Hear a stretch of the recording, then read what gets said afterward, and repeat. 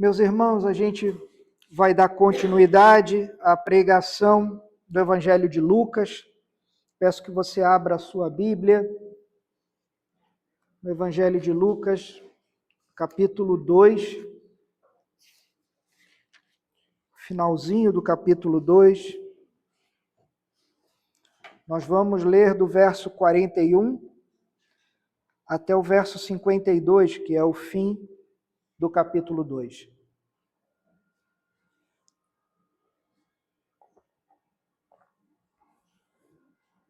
Lucas 2, do 41 ao 52, e diz assim a palavra do Senhor: Todos os anos, os pais de Jesus iam a Jerusalém para a festa da Páscoa.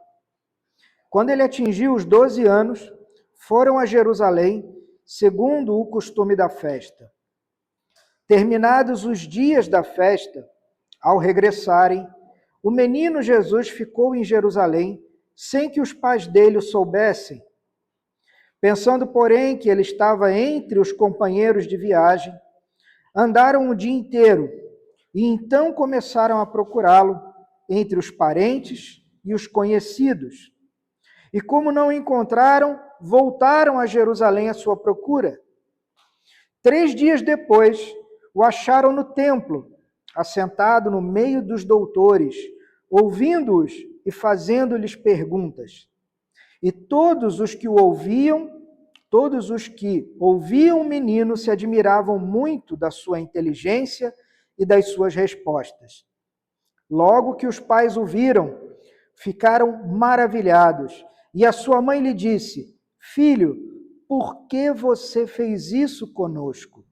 Seu pai e eu estávamos aflitos à sua procura.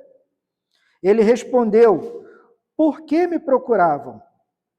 Não sabiam que eu tinha de estar na casa de meu pai? Não compreenderam, porém, as palavras que lhes disse? E voltou com eles para Nazaré e era submisso a eles. E a mãe dele guardava todas essas coisas no coração. E Jesus crescia em sabedoria, estatura e graça diante de Deus e dos homens. Amém? Amém. Mantenha a tua Bíblia aberta para que você possa acompanhar durante a exposição da palavra. E é interessante, é bem interessante. Esse é o único registro que nós temos da dita infância de Jesus. Depois do seu nascimento e antes do início do seu ministério, ou seja, nós temos praticamente 30 anos, é um completo silêncio. Mas Lucas é o único dos evangelistas que quebra esse silêncio. Nem João, nem Mateus, nem Marcos falam sobre esse período. Se você olhar os outros 3 evangelhos, 2 deles começam direto com a pregação de João Batista, que é o que nós vamos começar daqui a 15 dias, o capítulo 3. E Mateus começa falando do nascimento, mas como a gente já tinha visto na introdução de Lucas, enquanto Lucas foca aquele lado muito mais simples e humilde dos pastores, Mateus dá um foco mais requintado. Mateus vai falar dos reis magos, da fuga para o Egito, enquanto Lucas vai usar essa questão bem mais humilde da presença dos pastores, dos anjos que cantam para os pastores e anunciam o nascimento do Senhor.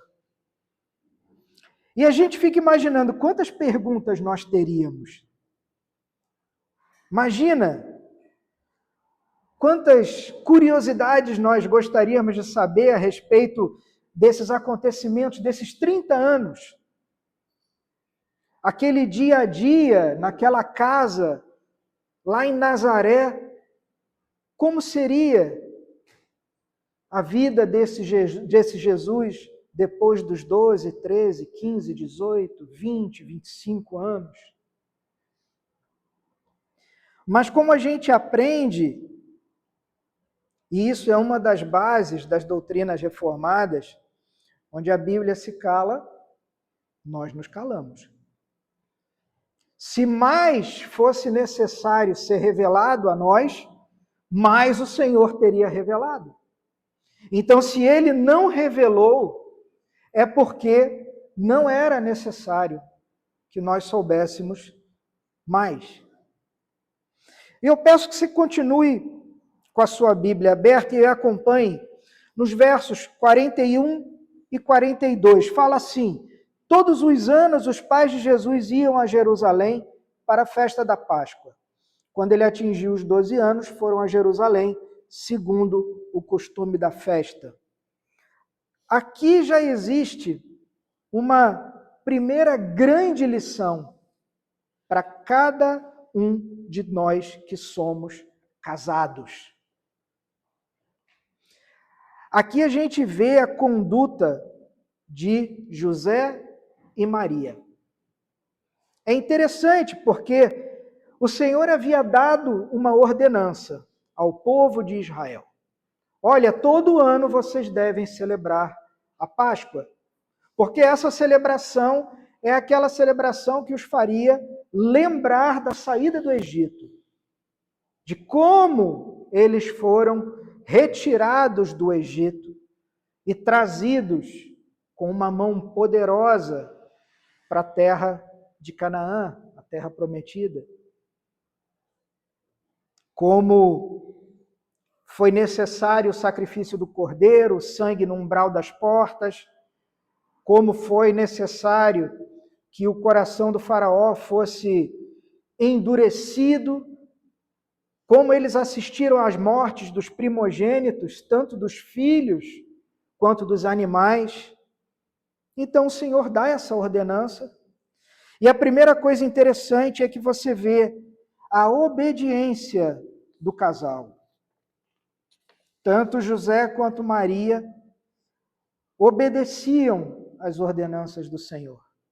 E o mais importante, essa é a lição principal para os casais, eles obedeciam juntos. Eles cumpriam as ordenanças do Senhor juntos, lado a lado. Queridos, a distância lá da vila em Nazaré até Jerusalém, ou seja, eles sairiam da Galileia e andariam até a Judéia. A viagem a pé, mais ou menos 4 a 6 dias andando. Ou seja, são 6 dias andando para ir, 6 dias andando para voltar. São 12, mais 7 dias de festa, são 19 dias. A viagem era uma viagem difícil, era uma viagem cansativa. Eles iam em caravana, porque era mais seguro do que viajar sozinho, eles poderiam ser assaltados no meio do caminho. Então eles vão em um grande grupo, uma grande fila, no formato de uma caravana, e eles obedecem à ordenança. Juntos como casal, juntos como família. Essa deve ser a atitude de todos os casais crentes.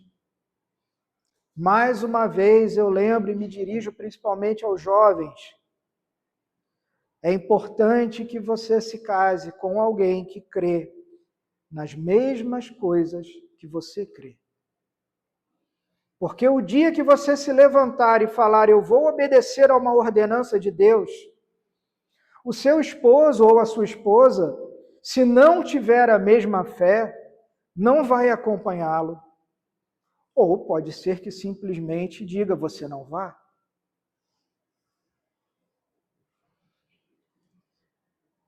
É importante esse cuidado.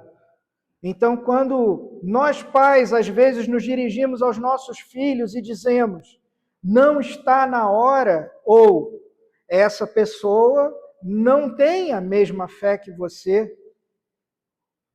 Estamos protegendo, estamos sendo instrumento do Senhor e protegendo você. Assim como o Senhor protegeu o seu povo, como o Senhor disse ao seu povo, não se casem com as mulheres dessa terra. E a gente já estudou isso na exposição de Josué, vimos que o povo não tomou a terra como deveria ter tomado, quando foi tomar, não eliminou principalmente as mulheres, e elas eram mulheres bonitas, acabaram se casando, e depois a gente vê o povo de Israel, em praticamente todo o Antigo Testamento, eles caem porque resolveram adotar costumes de povos, adotar práticas que eram contra aquilo que o Senhor havia falado. Os casais que creem no Senhor, eles deveriam se ajudar sempre mutuamente nas disciplinas espirituais. Eles deveriam encorajar um ao outro no serviço ao Senhor. Se um de nós está cansado, há sempre um outro para dizer, vamos, eu estou aqui, vamos orar, vamos ler a palavra,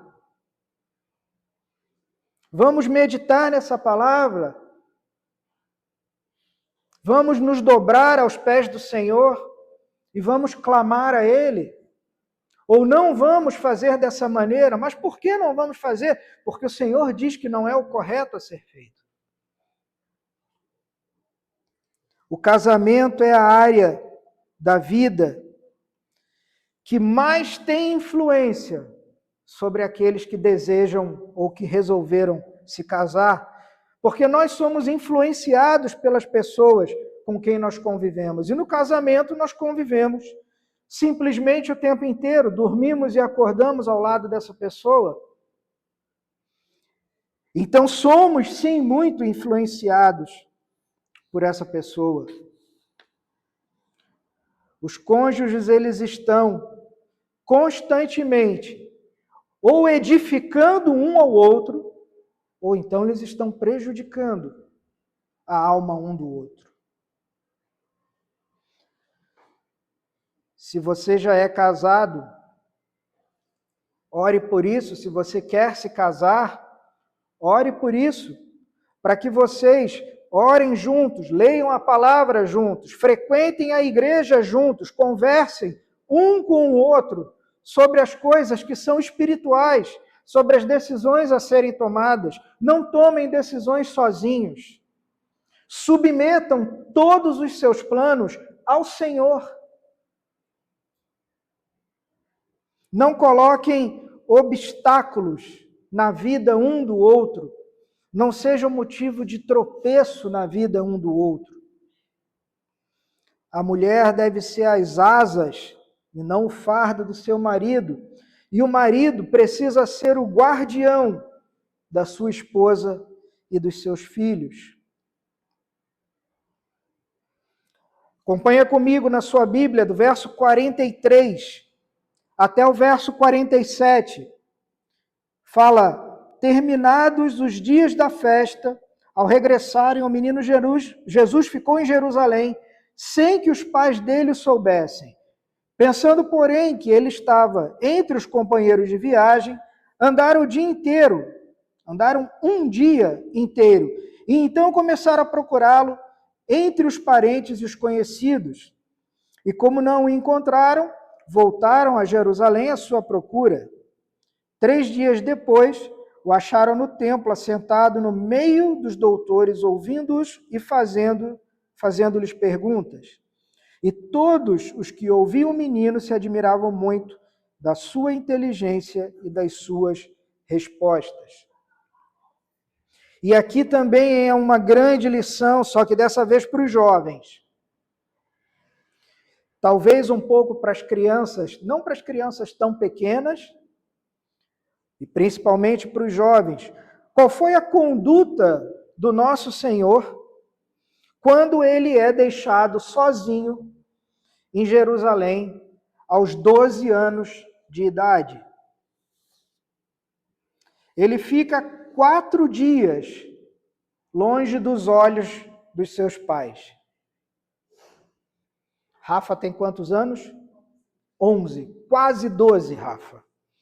Imagina se nós pegássemos o Rafinha, deixássemos ele no centro de Floripa 4 dias, longe dos olhos do Vinícius e da Paola.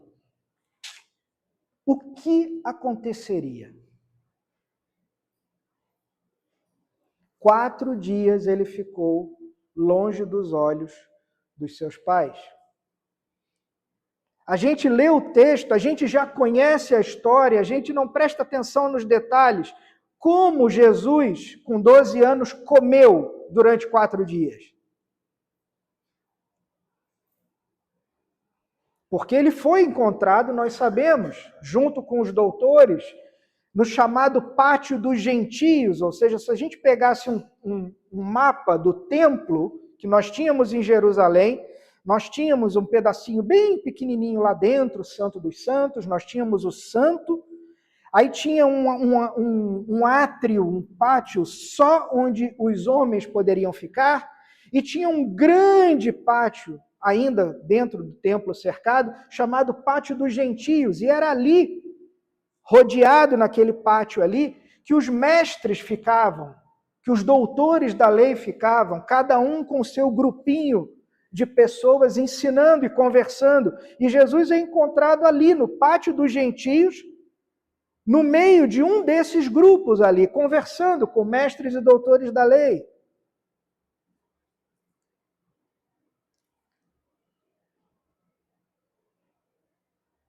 Eu sou pai, aqueles que são pais o sabem, aquelas que são mães sabem melhor do que nós ao quadrado, porque as mães costumam ficar mais aflitas quando se perde um filho, né? Você imagina a aflição de Maria. E não é para desmerecer a aflição de José também, mas você procura durante um dia inteiro seu filho, não acha? Só que a caravana está andando. E você começa a procurar naquela fila enorme de gente e não acha. Aí você resolve voltar. Então são mais não sei quantos dias de viagem voltando para Jerusalém. O que passa na cabeça, né? O que aconteceu com meu filho, com a minha filha? E a ansiedade da mãe, do pai.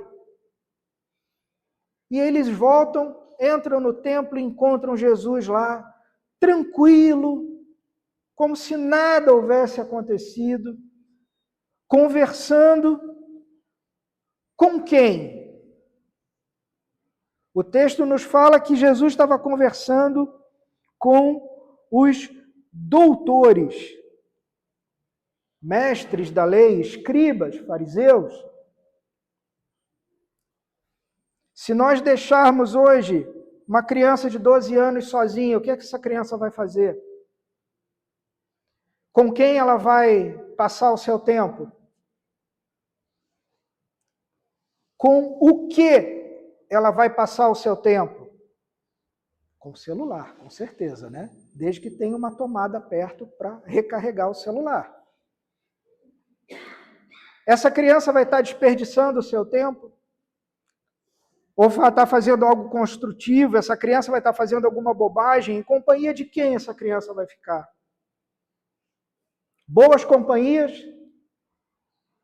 Ou será que essa criança vai estar em más companhias? Jovens de famílias crentes, e eu me dirijo ao pessoal do fundão, vocês são dignos de confiança, tanto na presença dos pais de vocês, quanto na presença, ou sem a presença dos pais de vocês. Com quem você anda? Quem são os seus amigos? São pessoas sábias? Vocês têm aproveitado todas as oportunidades que surgem para que vocês cresçam espiritualmente? Antes que as lutas da vida venham, enquanto a sua cabeça está fresquinha, enquanto você é jovem e forte, porque depois vão vir os boletos.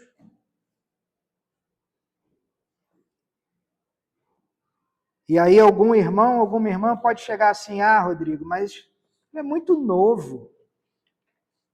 É muito novo para pensar nisso. É muito novo para ser tão responsável. E eu sempre gosto de lembrar que o movimento dos traficantes de droga no Rio de Janeiro recruta crianças com 4 anos de idade. 4. E aqui eu achei interessante porque um dos comentaristas do Evangelho de Lucas fala que se essa criança ou se esse jovem tem idade suficiente para pecar, então tem idade para andar de maneira correta. Se você já fez algum daqueles cursos educando seus filhos à maneira de Deus, lembra que tinham esses cursos, né? Existe algo que a gente sempre escutava nesses cursos. Quando você ia disciplinar o seu filho, você deveria perguntar a ele se ele sabia o porquê dele estar sendo disciplinado. E eu te garanto que 100% das vezes eles sabem. Você sabe porque sei, porque eu menti. Sei, porque eu fui aonde eu não podia, porque eu fiz tal coisa que você me proibiu de fazer. Então, se você tem a consciência do pecado, você tem a consciência para agir corretamente. Aliás, se você tem a consciência do pecado, meu jovem, você precisa de um Salvador. Beto sempre lembra que Jesus não tem neto, Jesus tem filho. E aos nossos filhos será necessário que eles passem pelo mesmo movimento de conversão que nós passamos. E a Bíblia, ela não atribui pecado à ignorância. É por isso que nós entendemos que crianças que morrem no ventre da mãe, recém-nascidas, crianças que nascem com algum tipo de deficiência que vai afetar o seu intelecto, todas essas crianças chamadas especiais vão diretamente ao céu, diretamente salvas na presença do Senhor, porque não lhes pode ser atribuída a consciência do pecado. Mas a partir do momento que uma criança e um jovem consegue entender que está fazendo algo que não deveria fazer, essa criança e esse jovem precisa de um Salvador. Se eles já sabem ler, então podem ler a palavra. Eles são responsáveis diante do Senhor, ainda que sejam jovens. E é por isso que eles são motivo de tanta oração, seja aqui no púlpito da igreja, como eu tenho certeza que em todas as nossas casas, quando nós oramos, pedimos que o Senhor dê direção a eles e principalmente dê direção aos pais, para que seja dada direção a cada um deles. Acompanha, por favor, comigo no verso 48 até o verso 52. Logo que os pais o viram, ficaram maravilhados, e a sua mãe lhe disse: Filho, por que você fez isso conosco? Seu pai e eu estávamos aflitos à sua procura. E ele respondeu: Por que me procuravam? Não sabiam que eu tinha de estar na casa de meu pai? Não compreenderam, porém, as palavras que lhes disse, e voltou com eles para Nazaré e era submisso a eles. E a mãe dele guardava todas essas coisas no coração. E Jesus crescia em sabedoria, estatura e graça diante de Deus e dos homens. E aqui nós temos um exemplo a ser seguido por todos nós. A pergunta de Maria é: filho, por que você fez isso? A resposta de Jesus é: vocês não sabiam que eu tinha que estar na casa do meu pai? É interessante porque nesse diálogo existe uma tensão muito grande. Existe um clima muito denso, muito forte nessa conversa. Porque ali nas palavras de Jesus havia um tom de correção, de advertência à sua mãe. Ele está lembrando a sua mãe quem ele era, que ele não havia nascido de uma maneira normal e que ele tinha vindo ao mundo. Inclusive, Maria havia esse termo que Lucas relata, né, de que Maria guardava todas essas coisas no seu coração, já é a terceira ou quarta vez. Ou seja, ela havia sido avisada pelo anjo, ela havia sido avisada pela revelação do Senhor. Aquele menino, ele tinha vindo ao mundo para cumprir uma tarefa, e não era uma tarefa comum.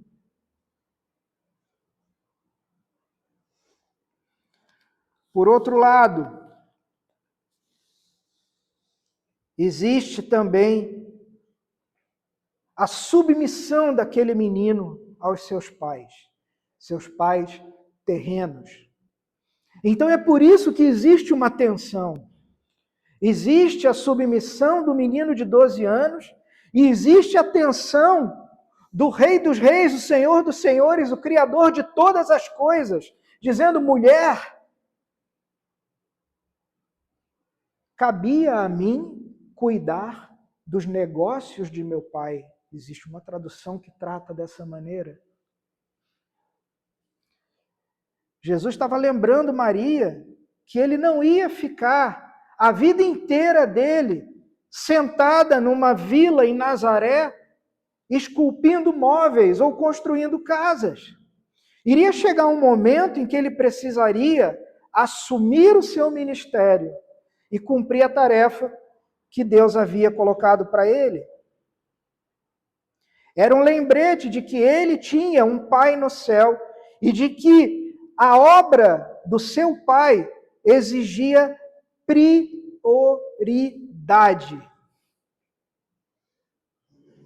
Colocar as coisas do Senhor e o seu reino como prioridade. E essa resposta de Jesus, ela tem que atravessar o nosso coração de uma maneira profunda. Todo discípulo, ou todo aquele que quer ser discípulo do Senhor, precisa ler esse texto e dizer: Senhor, o teu reino é a minha prioridade. Ou eu tenho perdido o tempo com outras coisas que não são a prioridade.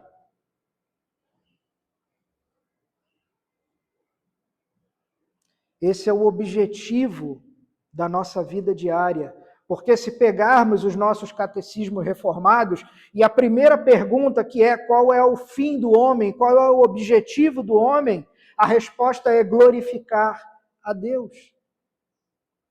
E como nós glorificamos a Deus?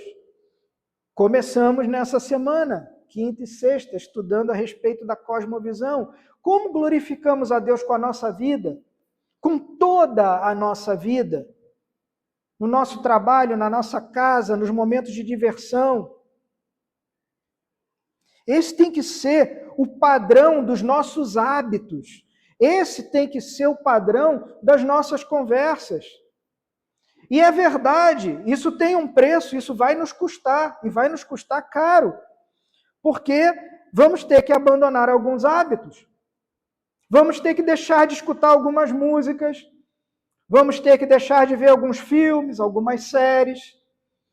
Precisaremos abandonar algumas amizades. O nosso falar vai ter que ser diferente de como o mundo fala. E quando a gente começar a relaxar, a gente tem que voltar, e essa resposta de Jesus tem que despertar a gente de novo, porque a gente vai começar a relaxar. A gente vai começar a dizer, todo mundo fala, todo mundo faz. E quando a gente começar a sentir aquela vontadezinha de voltar para o mundo, porque a gente vai sentir essa vontade. Porque o mundo vai brilhar um monte de estrelinha e luzinha para a gente. E vai chamar a gente. E a mensagem, parece que a mensagem do diabo é: ninguém está vendo. É só dessa vez, é rapidinho. Vem. Ninguém vai ficar sabendo. Nós estamos envolvidos com os negócios do nosso Pai? E essa pergunta, ela deve nos humilhar constantemente, fazendo com que a gente sinta vergonha de nós mesmos. Fazendo com que a gente volte a ter uma vida humilde. Mas é uma pergunta que tem uma utilidade bem grande na nossa alma. A gente precisa tomar uma decisão. Conversávamos lá na frente. Precisamos nos posicionar. Temos falado isso ao longo de mais de ano. Precisamos, se você se lembra, se você esteve nos grupos pequenos na quinta e na sexta-feira e você assistiu o vídeo que nós passamos, você deve se lembrar. Precisamos ser corajosos. Corajosos. Jovens corajosos. Pastores corajosos. Pais e mães corajosos. Precisamos viver toda a nossa vida, que é a cosmovisão que estamos estudando, toda a nossa vida de acordo com o que a palavra de Deus nos ensina. E como já comentei, isso vai ser caro, porque a gente vai ser atacado, a gente vai ser odiado, a gente vai ser cancelado, e em último ponto, a gente pode ser até assassinado, como o rapaz Charlie Kirk foi assassinado no dia 10 de setembro. A gente só não pode continuar fingindo que se eu bater o ponto um domingo por semana na igreja, ou se eu pegar o meu cristianismo e dizer que eu sou cristão dentro da minha casa, ou que eu sou cristão dentro dessas paredes, no domingo, das 10 até o meio-dia, não vai ser o suficiente.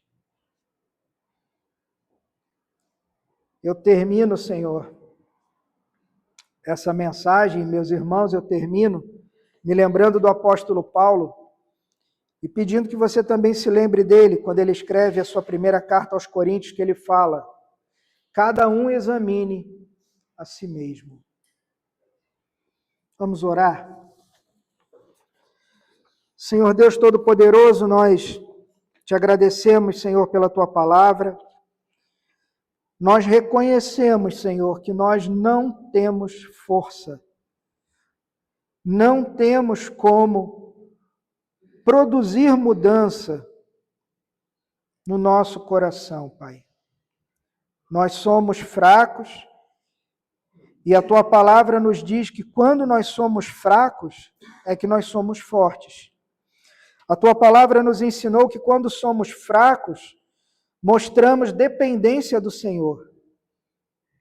E nós dependemos de Ti, Pai. Nós clamamos pela Sua misericórdia, clamamos pelo Teu perdão, clamamos, Pai, para que o Senhor produza essa mudança em nós, para que o Senhor nos acorde, nos chacoalhe, para que o Senhor efetivamente, através do Teu Espírito Santo, produza mudança no nosso coração, Pai. Aqueles que querem ser discípulos do Teu Filho, do nosso Senhor Jesus, esses são os que clamam: Pai, eu quero ser diferente. Não quero ser igual ao mundo. Nos ajuda, Pai. Nos ajuda todos os dias, porque esse andar nesse mundo caído é difícil. Nós sentimos os nossos pés fraquejando, nós sentimos vontade de desistir, mas Tua palavra nos lembra que nós temos a Ti, Pai, que o Senhor é todo-poderoso, que o Senhor tem poder para fazer muito mais do que nós pedimos ou imaginamos. Muda, Senhor, a nossa vida, Pai. Transforma, Senhor, o nosso coração. Nos dá, Senhor, muito mais do que nós poderíamos imaginar, da Tua presença, do Teu consolo, do Teu cuidado, Pai, do Teu amor. Se a nossa oração e nós a fazemos, no nome do Senhor Jesus Cristo. Amém.